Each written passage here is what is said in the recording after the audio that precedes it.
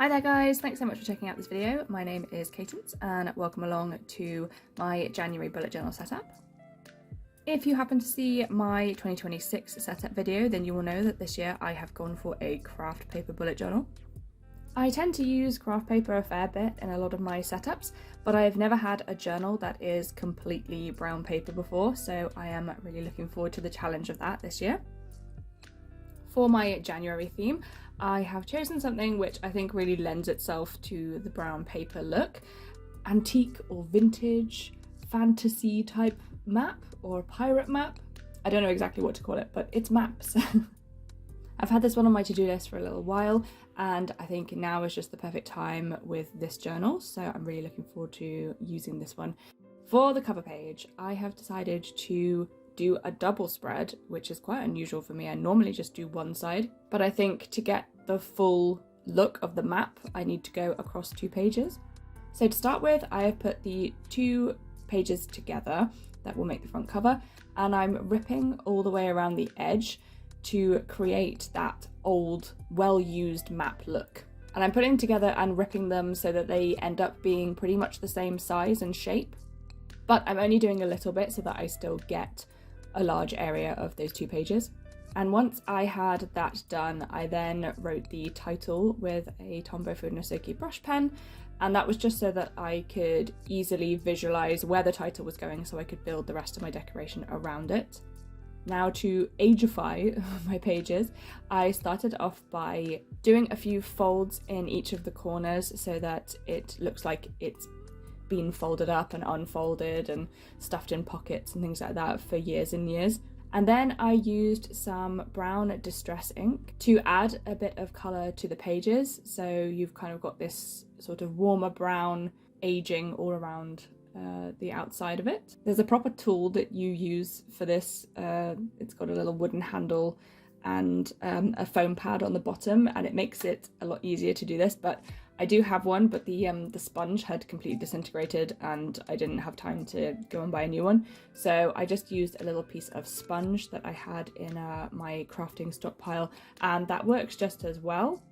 And then on to drawing the map around the rest of the page. So I've seen this technique done by quite a few different people making fantasy maps, not necessarily for bullet journaling. I think I have seen some people do this in bullet journals before, but kind of like a technique for creating maps is to pour rice onto your page, and kind of you can manipulate it a little bit, or you can just leave it exactly where it falls, and then you can draw around the shapes that you get to give you a really uneven edged landmass.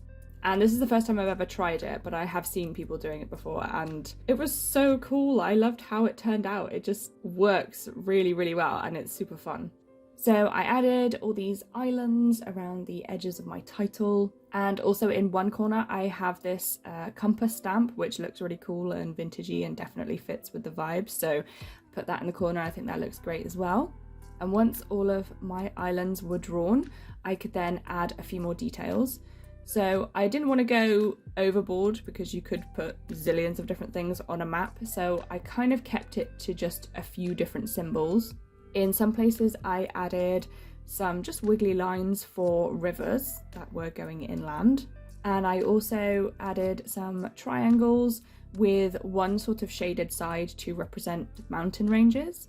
I did little tiny houses to represent settlements, and obviously the larger number of houses, the bigger the settlement. And then I did 2 different types of trees to represent forests. So one almost like a leaf shape to represent like a deciduous forest, and then more kind of arrows pointing up to represent like pine forest or evergreens. And then the other thing I did was to do a little tiny castle, so just kind of 2 turrets and a line joining them together to represent like a castle or a fortification or something like that. And then the final thing was to do X marks the spot and make this into a bit of a treasure map. To give a bit of a better indication of them being islands in the sea, I used a very thin pen just to do a kind of slightly uneven wiggly line all around the edge, and then the broken line to give like the impression of waves kind of coming up along the edge. And this is kind of a technique that I have seen people do. I was searching through Pinterest for these different types of fantasy maps, and there's several different styles of doing kind of water around the edge, but that seems to be a technique that really makes the map look more detailed and more like a vintage map. So I'm really pleased I added that, and I think it looks really great. The other thing I added was a little sea monster, a little Nessie at the top, which actually looks quite cute.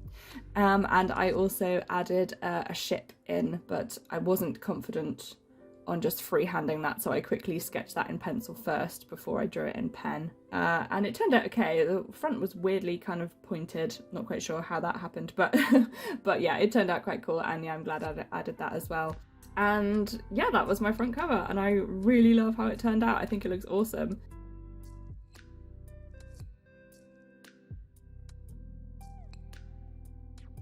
My next page is for my calendar.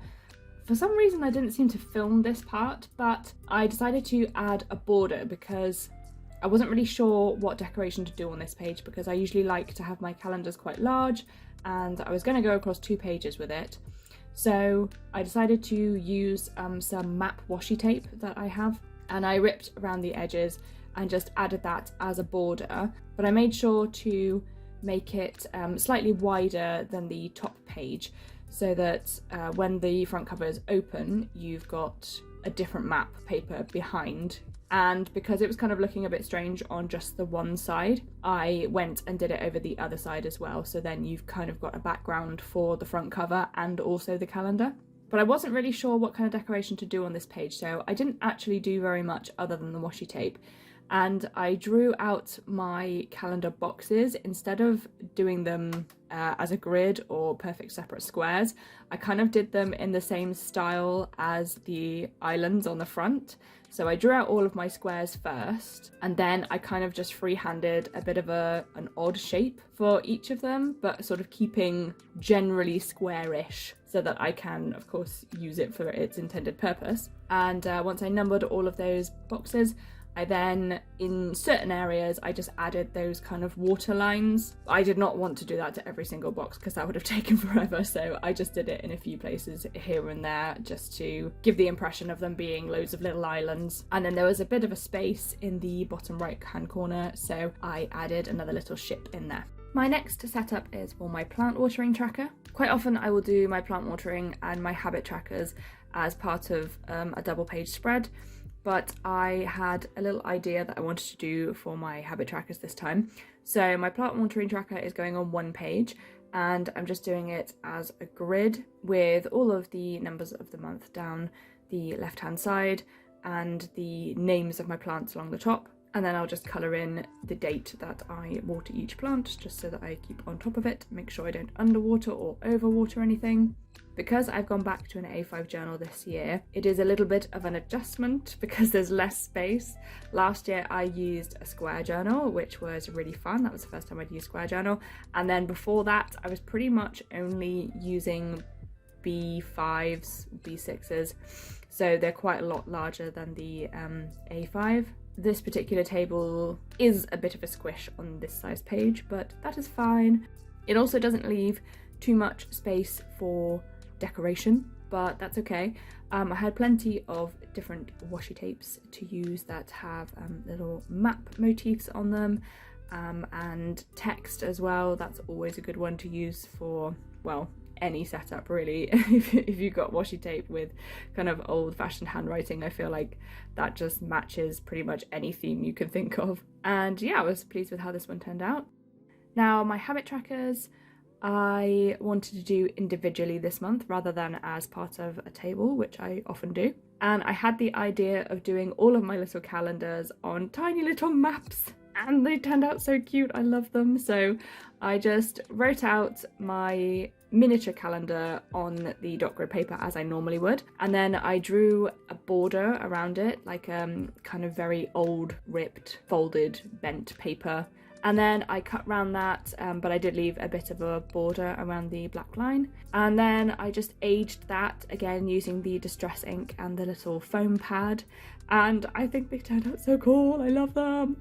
And I was kind of thinking of just sticking them flat on the page, but then I was like, if I fold them in half and then I can put the title on the outside and then they can open up like little maps. Oh, it's so cool. I'm so pleased with how this page turned out. I think it's really cute. So I made 6 of the maps and then I stuck them kind of close-ish to the center, so that all of the ones on the left open out to the left, and then all of the ones open on the right open out to the right.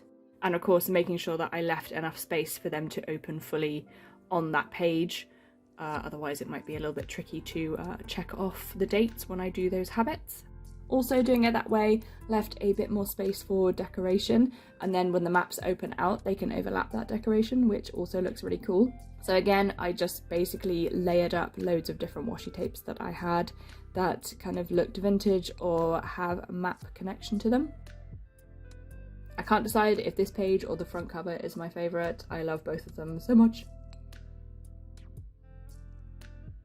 On to the next page, and this one is for my to-do list. So I wanted to keep up with the fantasy map that I had drawn on the front cover, and I was thinking I could just do this all around the edge and then leave a space in the center to add my to-do list. But I kind of thought it would be cool to keep up with the kind of aged paper look as well. So I decided to use a piece of parchment paper that I had that already has a kind of creamy vintage look to it.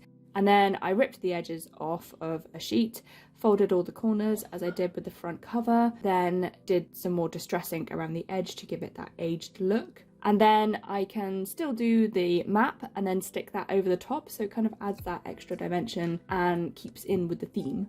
So just as I did on the front cover, I used the rice to make some maps around the edge of the page. I added in all of my symbols as I had done previously, and the edging around the coastline of the islands, and then just glued down that piece of paper on top of it, adding my title with a brush pen at the top as well. With some of the pages, I do really need the dot grids to help me keep it all in order and neat and tidy. But for things like the to-do list, it can be more freeform, so that's okay to just use an extra piece of paper for me personally. The adjoining page to the to-do list was for my memory spread, and again, that one is very freeform and I don't need the dot grids to help me keep stuff in check there. So I just continued that same design over onto the other page, using the rice again, creating those maps around the edges, and I made another piece of parchment paper in exactly the same way as I did the to-do list and glued that down. And I really like how this spread looks because they're both the same, even though they are different spreads. And I'm glad that I introduced the parchment paper. It wasn't something I had been planning to do from the beginning, but yeah, I really like how that turned out. The next spread was for my gratitude log, and I kept that one really simple, pretty much the same as I had done with the plant watering tracker. I put all my numbers of the month down the left-hand side and just left a line for every day to write something down that I'm grateful for. I didn't do it in a grid, I just didn't really feel like it needed it. So I just added my title and then did a stamp and added all my washi tape around the edge to add a bit of decoration. And yeah, that one was super simple and done really, really quickly.